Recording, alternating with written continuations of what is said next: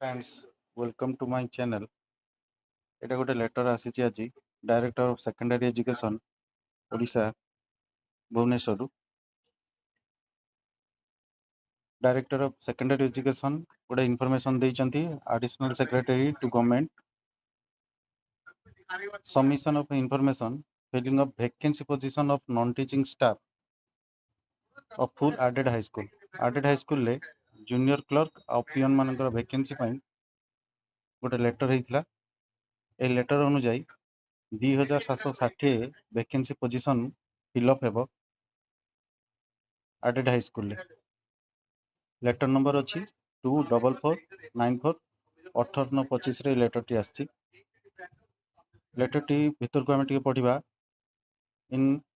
inviting a kind reference to the letter subject cited above, I am directed to furnish herewith the following teaching non-teaching vacancy position full added high school in prescribed format। ତାର ଗୋଟେ format ବି ଆସିଛି। ଏ ଫର୍ମାଟ୍ରେ ଦେଖନ୍ତୁ director of secondary education ଦୁଇଟା post ଦେଇଛି, junior clerk ଆଉ peon ଦୁଇ ଭେରାଇଟିର। ତାର ପୋଜିସନ୍ ସଂଖ୍ୟା ଅଛି 2760। ଜୁନିୟର କ୍ଲର୍କ ମାନଙ୍କର ସାଲାରୀ ଷ୍ଟ୍ରକ୍ଚର ଆମେ ଦେଖିବା 5200 ଆରମ୍ଭ ହେଇ 20200, ଗ୍ରେଡ୍ ପେ ରହିବ 1900।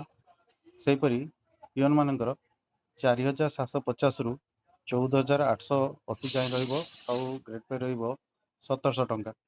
ଏଇଟା 2 ମାସ ଭିତରେ ରିକ୍ରୁଟମେଣ୍ଟ ପ୍ରୋସେସ୍ ଆରମ୍ଭ ହେଇଯିବ।